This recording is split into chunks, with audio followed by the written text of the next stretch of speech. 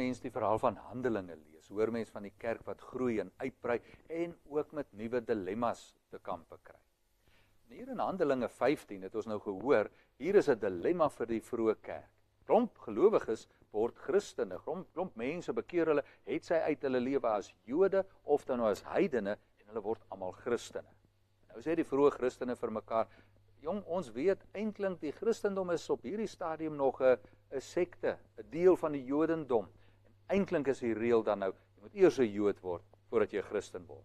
Dit is nou vorige keer van mekaar gesê, hierdie dilemma het gelei tot 'n groot kerkvergadering in Jerusalem waar hierdie saak gedebatteer is. Nou sal jy onthou, vorige keer het ons gesê hoe Petrus juist daar by die kerkvergadering sy standpunt stel deur te sê, nee, jy hoef nie 'n Jood te word nie. Jy hoef nie nuwe wette na te kom nie. God red 'n mens uit sy genade. Nie omdat jy iets doen nie, 'n wet nakom nie. God red uit sy genade.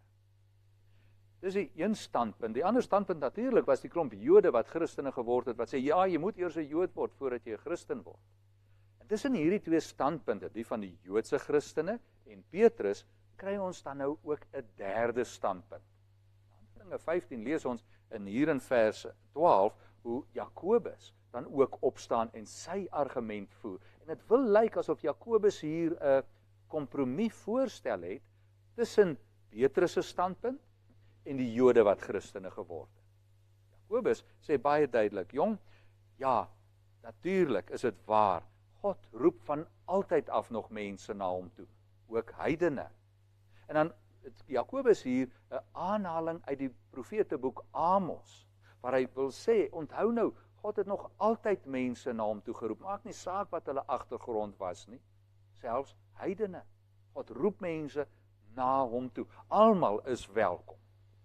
Tot op hierdie stadium wil dit lyk of Jakobus meer saam met Petrus stem, maar dan in die volgende vers, dan kom Jakobus met 'n volgende argument. En hy sê, ja, God roep alle mense na hom toe, ook heidene, maar daar is daar 'n paar gebruike wat 'n mens sal moet nakom as jy 'n Christen word.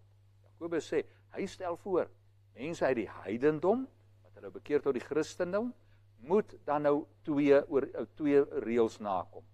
Jy mag dan nou nie meer vleis wat aan 'n afgod geoffer is eet nie, en jy mag ook nie 'n dier wat verwrig is se vleis eet nie. Eintlik is hierdie twee streng Joodse voorskrifte vir wat Jode mag eet al dan nie. Nou kom Jakobus dan nou hier en hy sê, ja, God roep alle heidene, maar hierdie Joodse gebruike moet jy nakom.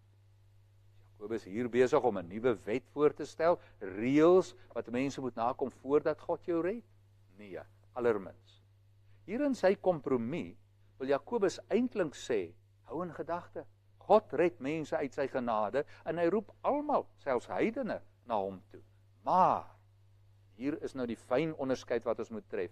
Jakobus gee nie 'n nuwe wet of reël nie. Hy sê gewoon, mense wat nou uit verskillende kultuuragtergronde in dieselfde gemeente gaan opeindig, dalk was 'n klompie eers Jode, toe word hulle Christene, en die wat dan nou heidene was en toe Christene word, daardie mense in een gemeente gaan so naby aan mekaar leef, hulle gaan by tye saam eet. En hier kan die potensiaal vir 'n krisis kom. Mense wat vroeër uit 'n Joodse kultuur gekom het, het streng Joodse reëls. En volgens hierdie Joodse reëls mag 'n mens nie vleis eet van 'n dier wat doodgewurg is nie. Volgens die Joodse oorlewering is dit gewoon, jong, 'n dier wat se bloed in hom is, kan 'n mens nie eet nie. Die bloed moet eers uit die dier voordat jy die vleis mag eet. Juist omdat dit teruggaan op 'n Ou Testamentiese riglyn wat vir Jode sê, die lewe van 'n dier is in die bloed van 'n dier. En ons mag nie daardie lewe wat God vir lewende wesens gee, dit mag ons nie eet nie. Daarom nie 'n dier wat verwrig is, eet nie. So hier sê Jakobus, jong, julle sal wel saam leef met mekaar en by tye as gemeente saam eet. So kom ons maak dan so, dat ter wille van vrede en onderlinge eenheid, wil nie aanstoot gee nie. So as 'n heidene Christen word, kom nou maar hierdie eetgewoontes na, ter wille van vrede en eenheid in die gemeente. Uiteindelik, as hierdie vergadering daar in Jerusalem hierdie standpunt van Jakobus hoor, dan aanvaar hulle dus 'n goeie kompromis. En hoor nou mooi in vers 28 hoe hulle hierdie besluit formuleer. Hulle sê, ja waarlik, die Heilige Gees en ons het besluit. Hoor nou net hoe mooi hulle dit verwoord. Die Heilige Gees en ons het besluit, dit is hoe ons gemeente van Christus wil wees. Die Heilige Gees het, wanneer mense saam debatteer en saam praat oor teologie, oor kerkwees, mense so in hulle gedagtes gelei, dat hulle mekaar kon vind, eenheid behoue bly.